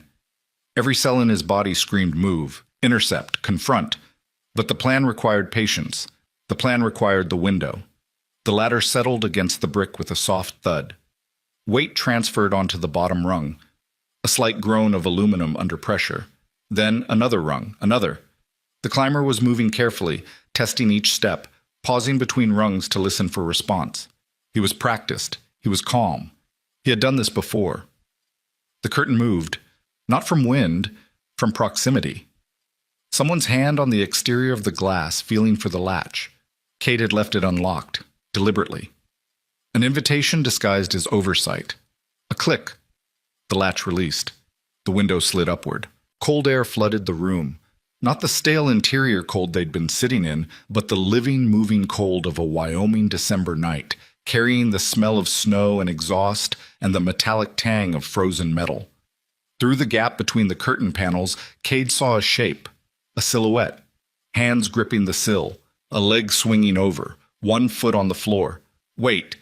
The figure paused, half in and half out, listening. The room was silent. The building was silent. Everything was silent except Cade's heart, which was beating so hard he was certain it was audible, certain the intruder could hear it, certain the entire operation was about to collapse because the human body is a traitor that broadcasts fear regardless of training. The second foot came over the sill, both feet on the floor. The figure stood upright, and for 1 second, 1 frozen, airless second, he was silhouetted against the window, a dark shape outlined by the faint orange glow from the distant street lamp. He was young. That was the first thing Cade noticed. Mid-20s, lean, wearing dark clothes and a red windbreaker zipped to the chin. He had a small backpack slung over one shoulder, and his hands were gloved, and his head was covered by a dark beanie pulled low over his ears. He looked ordinary. He looked like someone you'd hold a door open for at the grocery store. He looked like exactly what he was. A monster wearing the most effective disguise in existence. A normal face. Cade hit the flashlight. The beam exploded through the room like a physical force. White light slamming into the intruder's face, blinding him, freezing him in place with his hands still at his sides and his mouth open in a perfect O of shock. The red windbreaker flared bright as arterial blood. His eyes, brown, wide, terrified, reflected the light back at Cade like an animal caught on a highway. "Don't move!" Cade's voice was not loud. It didn't need to be. In the confines of that small bedroom, at 2 a.m, after 5 hours of silence, even a whisper would have sounded like a cannon. What Cade delivered was something between a command and a verdict. 2 words that carried the weight of combat authority, of a man who had spent his life in situations where obedience to that voice was the difference between survival and something permanent. The intruder moved anyway. Instinct, panic, the same autonomic response that makes a trapped animal lunge for any gap in the net. He spun toward the window, his hands reaching for the sill, his body already calculating the distance to the ladder, to the alley, to the darkness that had always been his accomplice. Nolan was faster. He came off the floor like something spring-loaded, crossing the 4 feet between the dresser and the window in a motion that was less movement than detonation. His hand closed on the intruder's backpack strap, and he pulled, hard, sudden, irrevocable, and the man came off his feet and hit the bedroom floor with a sound like a bag of sand dropped from waist height. The backpack spilled open. Cade saw it in the flashlight beam. A camera, a small pry bar, a plastic bag containing something he couldn't immediately identify, and a spiral notebook, the same kind sold at every drugstore in America, college-ruled, with a blue cover. "Boone!" Cade called. The hallway light came on. Boone filled the doorway, his massive frame blocking the entire opening, and behind him Dutch appeared with a phone already in his hand, the screen illuminating his face from below. The intruder, Evan Morales, though Cade didn't need the confirmation anymore, was on his back on the bedroom floor, breathing hard, his hands raised not in surrender, but in the reflexive gesture of a man trying to make himself smaller. His beanie had come off in the fall, and his hair was dark and disheveled, and his face was the face of someone who had never imagined this moment, who had operated with such careful, practiced invisibility that the concept of being caught existed only as an abstraction. "Please," he said. "I can explain." "You're going to," Cade replied. He knelt beside the spilled backpack, keeping the flashlight on Evan's face. With his other hand, he picked up the plastic bag. Inside were small items, a child's barrette, a photograph, wallet-sized, the kind taken at school picture day, a single sock, small, pink, sized for a child's foot. Cade's hand began to shake, not from fear, not from cold, from the effort required to keep it from becoming a fist. "Reno," he said into the walkie, "make the call." "Copy." "I wasn't going to hurt anyone." Evan's voice was high, rapid, the pitch of a man whose rehearsed explanations are colliding with the reality that no explanation will be sufficient. I needed to see. I wasn't going to." "Stop talking," Boone said from the doorway. He didn't raise his voice. Boone never raised his voice. The volume he used for threats was the same volume he used for ordering coffee, and somehow that made it worse. The casual, unperformative certainty of a man who has decided that the person in front of him has forfeited the right to fill silence with words. Evan stopped talking. Cade opened the spiral notebook. He didn't flip through it. He opened it to the first page and held it in the flashlight beam and read what was written there in neat, careful handwriting that could have belonged to a student or an accountant or anyone whose external order disguised an interior architecture of methodical violation. Addresses. 17 of them. Each one followed by a name, a schedule, a description of the home's layout, and a list of items. Items taken. Items still accessible. Items planned. Tessa Ashcroft's address was number 14. Lena's name was written beside it, followed by her school schedule, her walk to school route, and the words second floor window. Easy access, no lock. Cade closed the notebook. He set it on the floor beside the backpack. He stood up, his knees cracked in the silence. He looked down at Evan Morales. This young man with his ordinary face and his aunt who baked banana bread and his childhood spent in a house 3 doors down from the people he was systematically cataloging. And he felt something move through him that was older than anger and colder than rage. It was the recognition of a predator by a protector. The understanding that some dangers don't announce themselves with violence or aggression, but with charm, with normalcy, with the camouflage of being unremarkable in a world that only fears the remarkable. 17 families, Cade said. Evan's eyes darted from Cade to Boone to Dutch, looking for sympathy, looking for the weakest link, finding nothing but walls. My aunt, she doesn't know. She has nothing to do with... I didn't ask about your aunt. I have a problem. I know I have a problem. I'll get help. You broke into a child's bedroom, twice. The words landed like stones dropped into still water.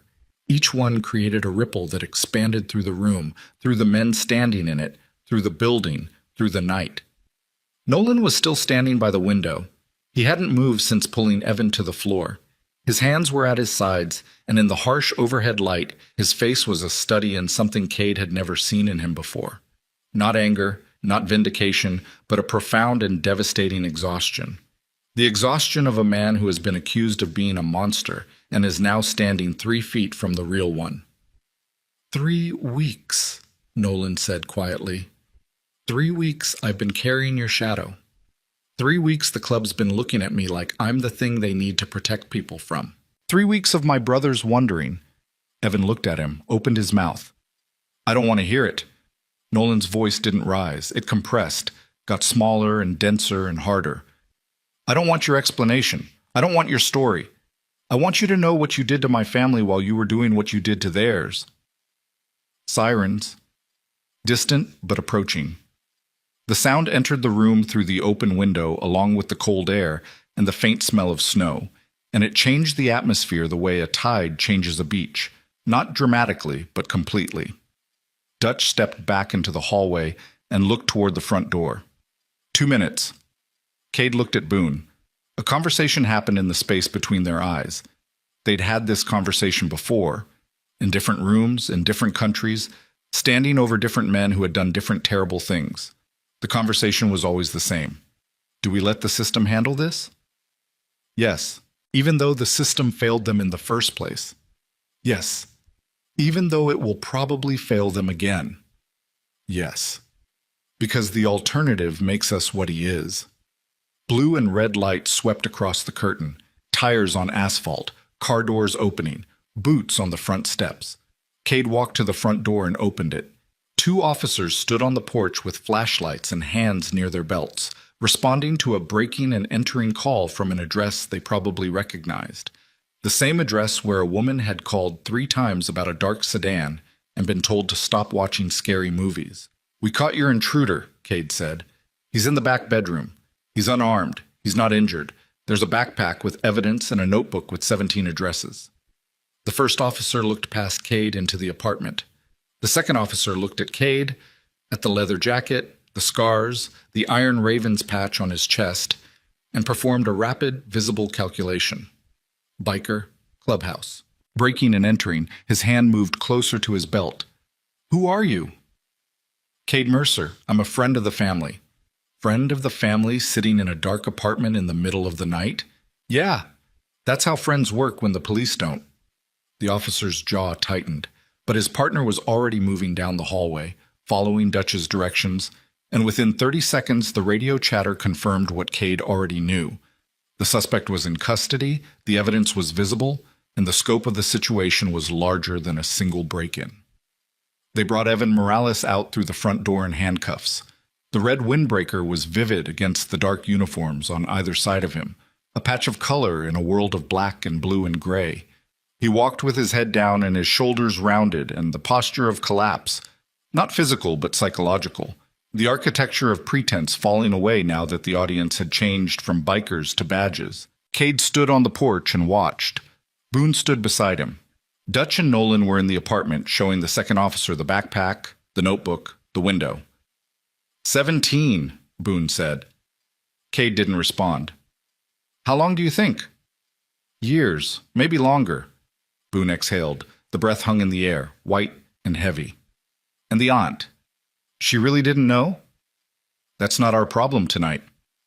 Down on the street, more cars were arriving. A detective's unmarked sedan pulled to the curb behind the patrol cars. Lights were coming on in neighboring houses, curtains pulled back, faces appearing in windows, the neighborhood waking to discover that the danger it had been warned about wasn't the leather-clad outsiders who'd been patrolling their streets, but the smiling young man who'd been walking them for years. Reno appeared at the end of the block on foot. He'd parked 3 streets over, as planned. He walked toward the apartment with his hands in his jacket pockets and his face unreadable, and when he reached the porch, he stood in front of Cade and said nothing for a long time. Then he looked toward the apartment door, toward the hallway where Nolan was still standing. I owe him, Reno said. Yeah. I was wrong. Yeah. You gonna make me say it to his face? That's between you and him. Reno nodded. He walked inside. Cade heard the murmur of voices from the hallway.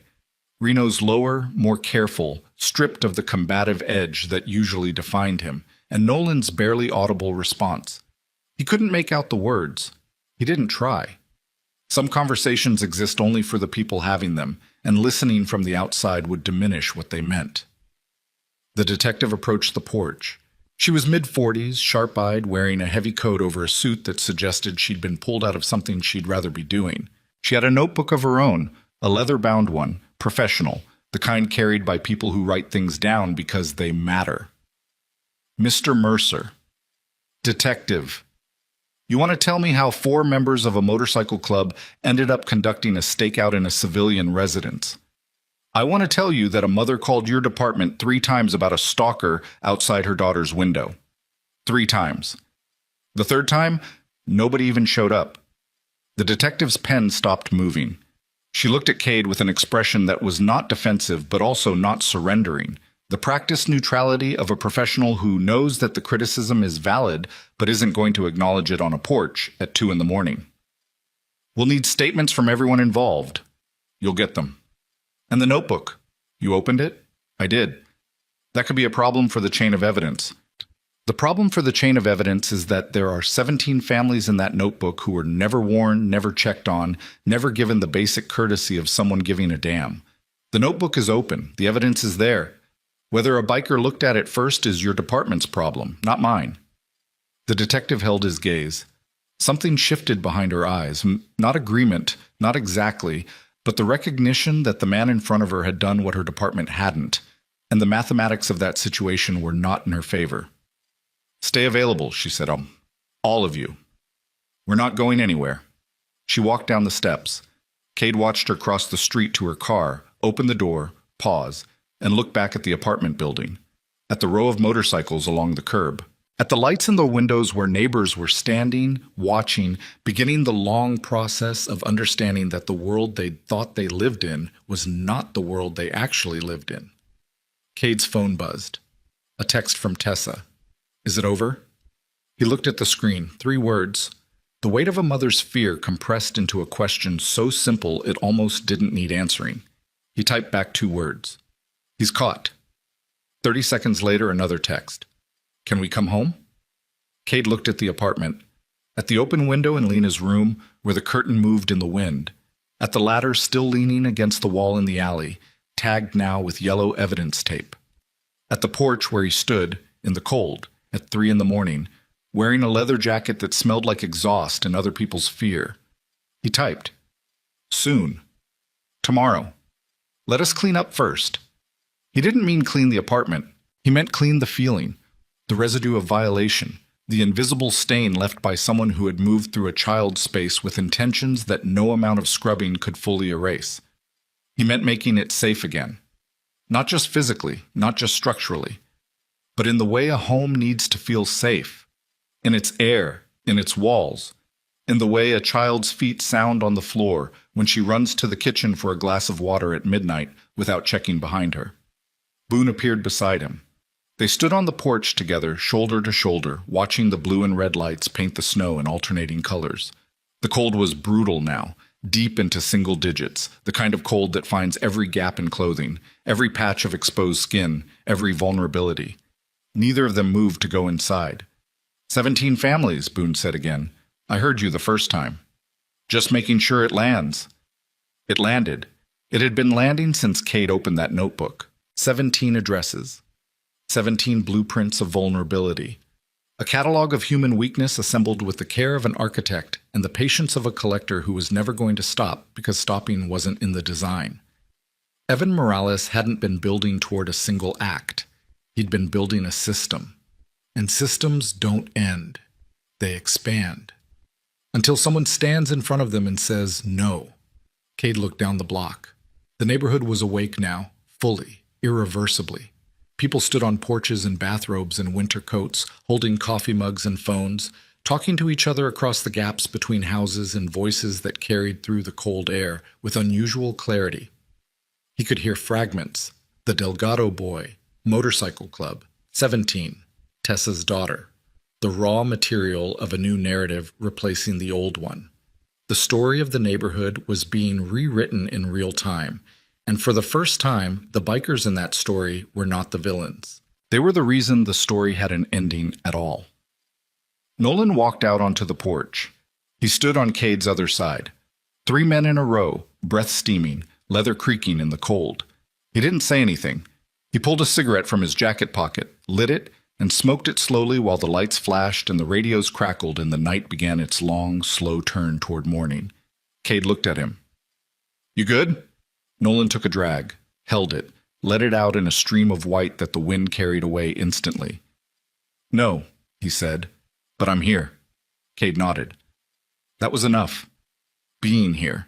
Being present at the moment when the fracture healed and the brotherhood proved itself and the verdict came in, not from a court, but from the men who'd doubted, and the man who'd endured the doubt, and the child who'd looked across a room full of suspicion and said he didn't do it with the certainty of someone who still trusted her own eyes. Down the street, a squad car pulled away with Evan Morales in the back seat. The red windbreaker was the last thing visible through the rear window. A shrinking point of color swallowed by the night, carried away from the neighborhood he'd mapped, and the families he'd cataloged, and the child whose window he would never climb through again. The car turned the corner and disappeared. The neighborhood exhaled, and in the silence that followed, the first real silence in weeks, unburdened by surveillance or suspicion or the weight of an unnamed threat, the distant sound of a Harley engine starting carried across the rooftops like a heartbeat returning to a chest that had forgotten how to beat. The days after Evan Morales' arrest moved through Ridgemont like a slow thaw. Not the dramatic kind, not a sudden warming that melts everything at once, but the incremental, almost invisible shift that happens when something frozen begins to remember it was once liquid. The process was painful. Thawing always is. Because before things get better, they get messy. And messy in a neighborhood that had just discovered its most trusted information network was the source of its greatest violation, meant conversations that nobody wanted to have and truths that nobody wanted to hold. Mrs. Delgado learned on a Wednesday morning. 2 detectives arrived at her door at 9 o'clock with the kind of gentle professionalism that is reserved for delivering news that will dismantle a person's understanding of their own life. Cade heard about it later from Tessa, who heard it from a neighbor, who heard the old woman's voice through the shared wall of her duplex, not screaming, not wailing, but a sound worse than both. A low continuous moan, the sound of a foundation cracking, the sound of a woman realizing that the nephew she'd raised since he was 14, the boy she'd fed and clothed and bragged about at block parties, had been using her kitchen table as an operations center and her living room conversations as intelligence briefings for years. She didn't leave her house for 4 days. The dark blue Buick, the sedan that had sat outside Tessa's apartment in the small hours, the shape that had terrified Lena enough to walk into a biker clubhouse, sat untouched at the curb, collecting snow, becoming less of a car and more of a monument to the distance between what a thing is and what a thing is used for. Cade didn't visit Mrs. Delgado. It wasn't his place. The damage Evan had done existed in concentric circles, The innermost ring belonging to the 17 families he'd cataloged, the next ring belonging to Mrs. Delgado and the network of trust he'd corrupted, and the outermost ring belonging to the neighborhood itself, which now had to reckon with the fact that its social fabric had been weaponized by someone who smelled like banana bread and knew everyone's birthday. The Iron Raven's role in that reckoning was complicated. For the first week after the arrest, the club existed in a strange liminal space, celebrated by some, distrusted by others, and discussed by everyone. The local newspaper ran a story that mentioned them once, obliquely, as a local motorcycle organization that assisted in the suspect's apprehension. Cade read the article in the clubhouse with a cup of coffee that was, for once, still warm. "Motorcycle organization," Dutch said, reading over his shoulder. "That's generous. It's accurate. It's the first time anyone's called us an organization instead of a gang." Cade set the paper down. He didn't care about labels. He had never cared about labels. The patch on his jacket said Iron Ravens, and beneath that it said Ridgemont, and beneath that it said nothing at all because the things that mattered about the club, the loyalty, the damage, the brotherhood forged in places where brotherhood was the only thing between you and the void, couldn't be printed on leather. They lived in the space between men, in the silences, in the nods, in the way Boone had stood beside him on that porch at 3 a.m. and said 17 families twice because once wasn't enough to carry the weight. The detective, her name was Harlan, Karen Harlan, came to the clubhouse on Thursday to take final statements. She arrived in her unmarked sedan parked between two Harleys that dwarfed it and walked inside with the careful neutrality of a law enforcement professional entering a space she would have avoided a week ago. She set a digital recorder on the bar and interviewed each member individually while the others waited in the garage, smoking, not talking. When it was Nolan's turn, Cade stayed in the room. He didn't ask permission. He pulled a stool to the end of the bar and sat there with his coffee and his silence, and Detective Harlan looked at him and decided not to make it an issue. "Mr. Pierce," she said, "can you walk me through the events of the night in question?" Nolan walked her through. His voice was flat, factual, drained of everything that had made those hours so excruciating. He described the positions, the waiting, the sound of the ladder, the window, the flashlight, the backpack. He did not describe what it felt like to be the man the club suspected. He did not describe the text messages. He did not describe the 3 weeks of driving through empty streets at 2 a.m.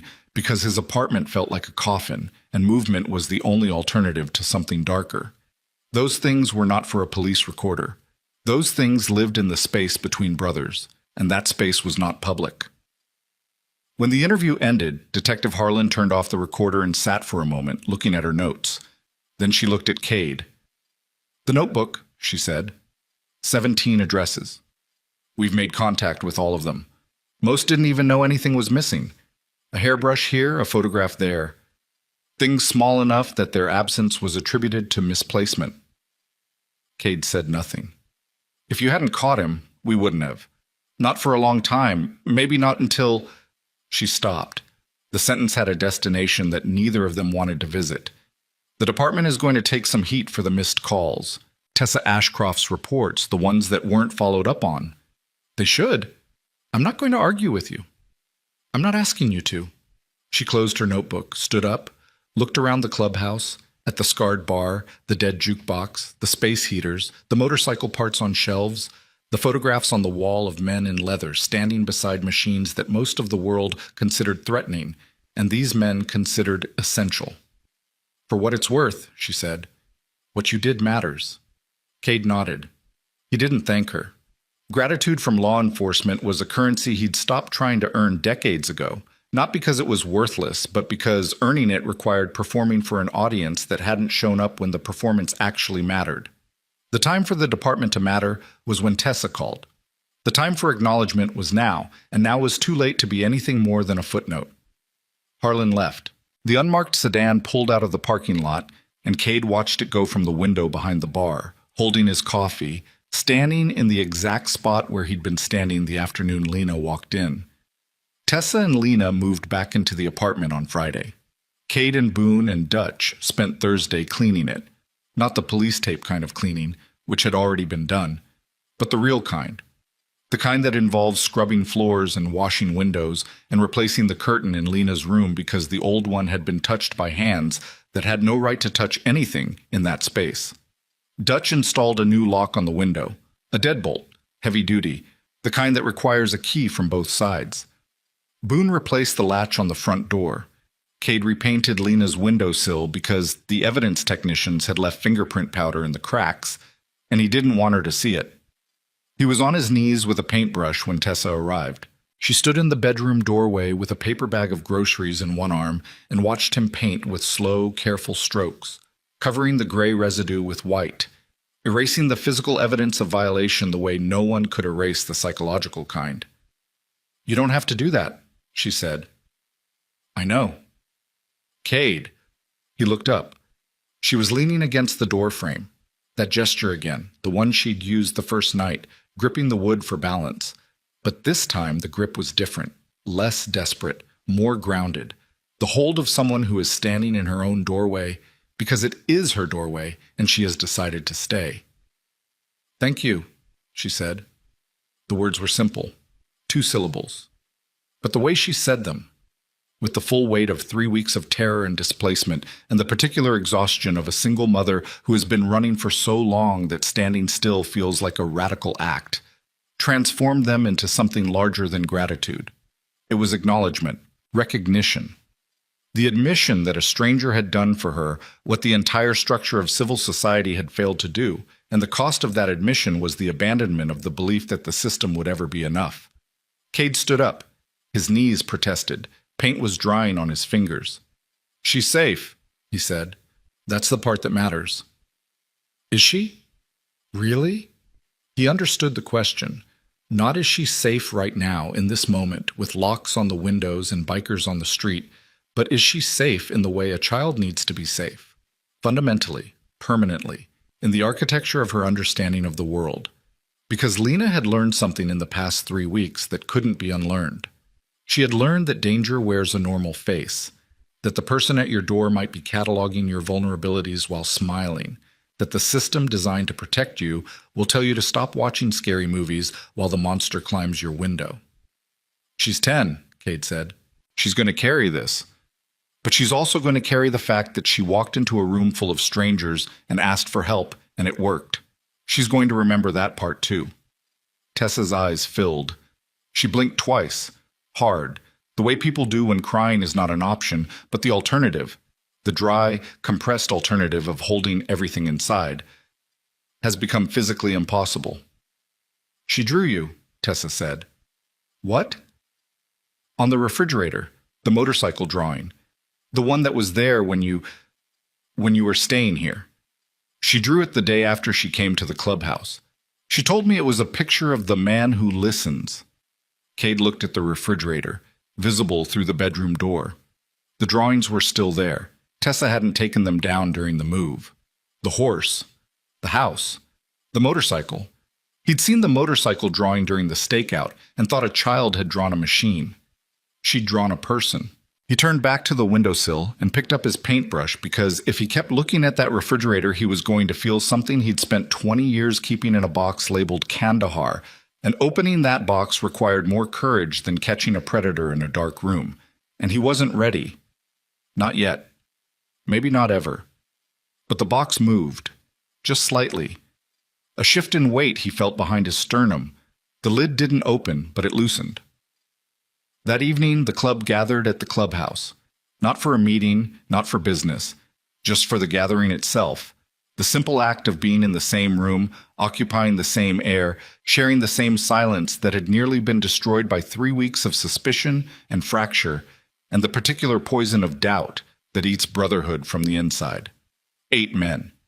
The same 8 who had sat around the table when Cade first proposed the surveillance. The same 8 who had stood in the main room at 1 in the morning while a planted phone threatened to tear them apart. But different now. Changed in ways that weren't visible but were permanent. The way a bone that breaks and heals is never the same bone. It's stronger at the fracture point, denser, rebuilt with the body's grudging acknowledgement that this spot requires reinforcement. Reno stood at the bar pouring whiskey into mismatched glasses. He poured 8.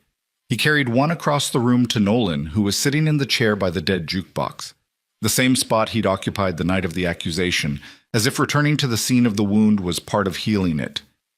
"Here," Reno said.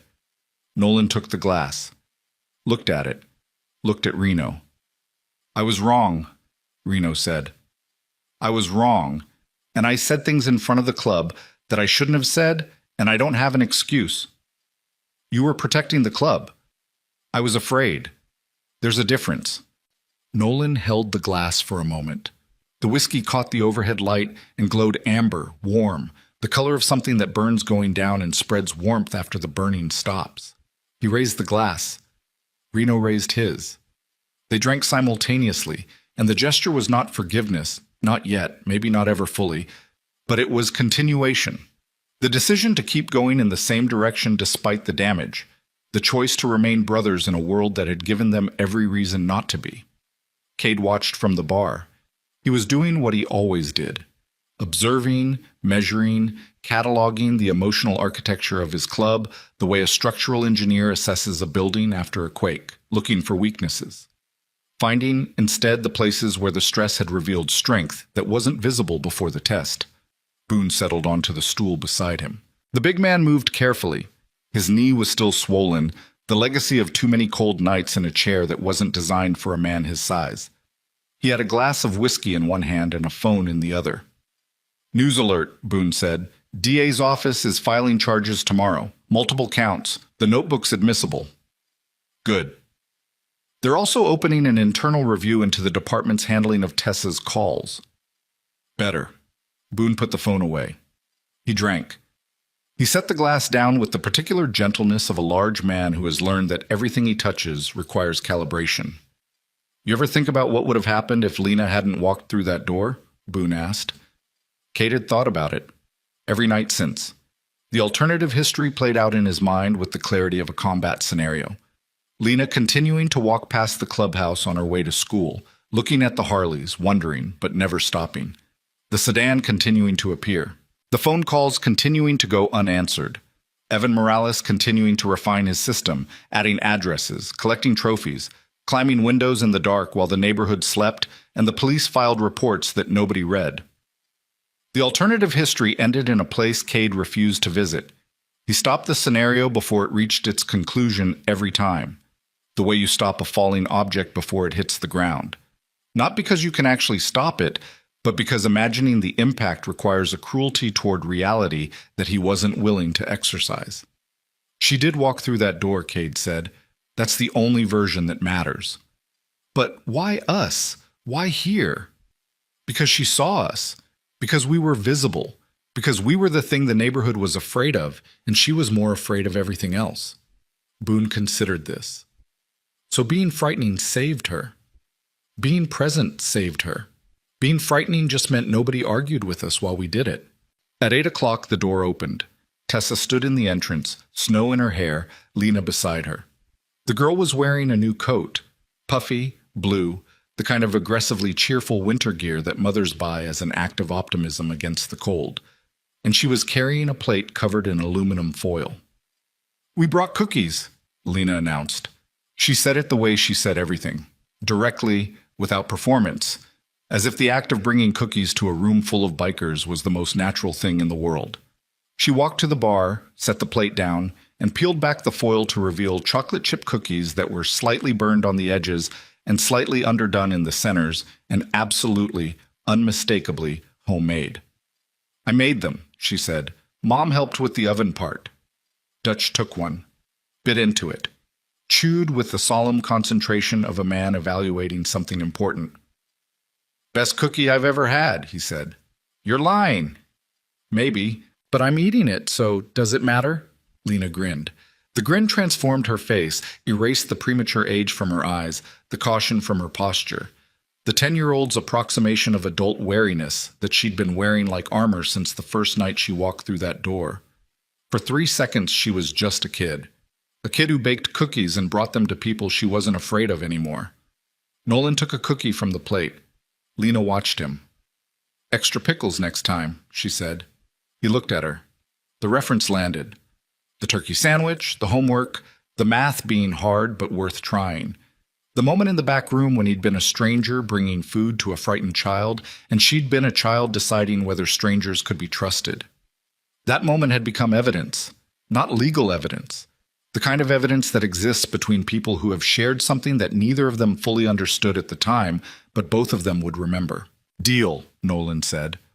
Tessa stood near the door, watching. She hadn't come further into the room, maintaining the slight distance of a woman who is grateful but still recalibrating, still adjusting the boundary between the life she'd had before and the life she was building now. Cade noticed. He walked to her carrying 2 cups of coffee. He handed her one.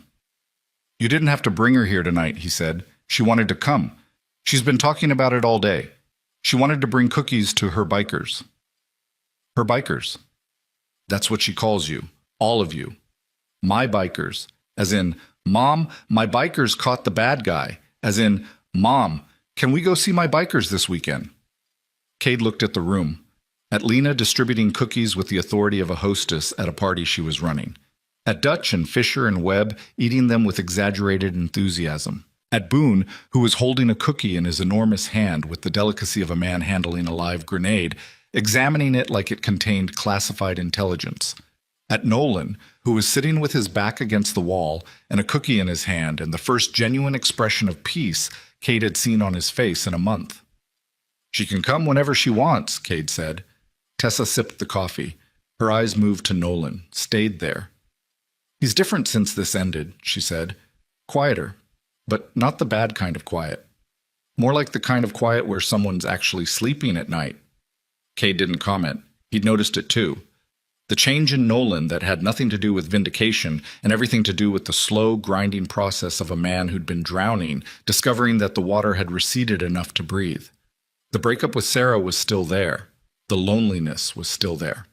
But something had been added, not subtracted, added to the equation. A child who believed in him when the room didn't. A plate of cookies delivered to a jukebox that hadn't worked in 2 years. The small, accumulated evidence that the world, for all its cruelty, still contained people who looked at you and saw something worth feeding. "He'll be okay," Cade said. "You sure?" "No, but he's got time, and he's got us." Tessa looked at him, really looked. The way she hadn't been able to that first night on the porch, when every man was a threat and every offer of help was a transaction.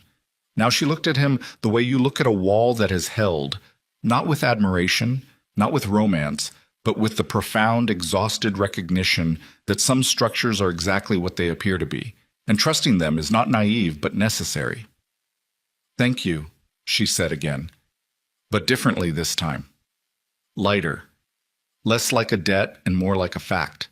"The sky is blue, the coffee is hot. Thank you." He nodded, drank his coffee, watched the room. At 9 o'clock, Tessa took Lena home. The girl hugged Dutch on the way out, threw her arms around his midsection, and squeezed with the full-body commitment of a child who has decided that this person is safe. Dutch stood perfectly still, his arms at his sides, his face displaying a complex emotion that involved surprise and discomfort, and something gentler that he would deny if anyone mentioned it. Lena released him, looked up. "You can keep the plate," she said. "I know where you live." She walked out. Tessa followed. The door closed. The clubhouse was quieter without them, but the quiet was different now. Not the heavy, suspicious silence of 3 weeks ago, but the comfortable, breathing silence of a space that has been temporarily filled with something warm and is holding the impression of it the way a cushion holds the shape of a body after the body stands up. Cade stood at the window behind the bar. His position, his vantage point. The parking lot was dark except for the light above the door, which cast a yellow cone across the first row of motorcycles. Beyond that, Birchwood Lane stretched toward the center of town. Streetlights, houses, the distant neon of the diner, the silhouette of mountains against a sky that was, for the first time in weeks, showing stars. He watched Tessa's car pull away, watched the taillights shrink and turn and disappear, watched the street go empty and still. Behind him, the club was settling, glasses being washed, chairs being pushed back, the sounds of men moving through a space they'd earned the right to call home. Not through ownership, not through mortgage or deed, but through the accumulation of hours spent together in cold rooms and dark apartments, and the particular shared misery of caring about people who weren't required to care about them back. Nolan appeared beside him. Cade hadn't heard him approach, which was unusual. He heard everything, a byproduct of years spent in environments where not hearing something could be fatal. But Nolan moved quietly, and the clubhouse was loud enough with the hum of the refrigerator and the rattle of the space heaters to cover his footsteps.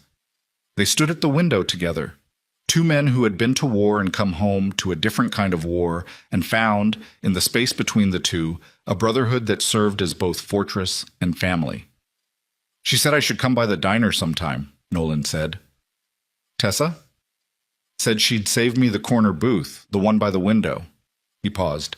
"Said Lena likes to do her homework there, after school." Cade looked at him. Nolan was staring at the parking lot, but his eyes were focused on something further away, a point in the middle distance where the present meets the possibility of a future that isn't defined by loss. "You going to go?" "Thinking about it." "Don't think about it, just go." Nolan almost smiled. The almost was enough. One by one, the brothers left. Engines started in the parking lot, each one distinct, each one carrying its particular note in the chorus of a club that had been tested and fractured and rebuilt in the span of 3 weeks. Boone's deep, rumbling V-twin. Dutch's slightly rough idle that he kept promising to fix, Fisher's clean high note, Webb's throaty exhaust, Reno's unmistakable downshift at the parking lot exit. The only man who shifted gears before he reached the road, a habit so consistent it functioned as a signature. Cade listened to them go. Each engine starting was a departure. Each departure was a confirmation. I'm here, I'm riding, I'll be back tomorrow. The clubhouse emptied. The lights went off one by one. The space heaters continued their futile rattle against the December cold. The coffee pot sat on the burner with an inch of liquid at the bottom, slowly reducing to a film that would be there in the morning when someone, probably Cade, arrived before anyone else and made a fresh pot and stood at the window and watched the parking lot and waited for the day to bring whatever it was going to bring. He put on his jacket. The leather was cold and stiff and smelled like it always smelled. Exhaust, coffee, the ghost of 1,000 rides and 100 nights, and the accumulated residue of a life spent in motion, because motion was the only alternative to the stillness that lived inside him, the quiet center where everything he'd lost and everything he'd failed to save and everything he'd never be weighted with patient, permanent residence. He zipped the jacket, killed the last light, walked outside. The cold hit him. Single digits. The kind of cold that erases thought and reduces existence to sensation. Air in the lungs, boots on concrete, leather against skin. He crossed the parking lot to his bike. The Harley sat in the yellow cone of the door light, chrome catching the glow, exhaust pipes silver with frost.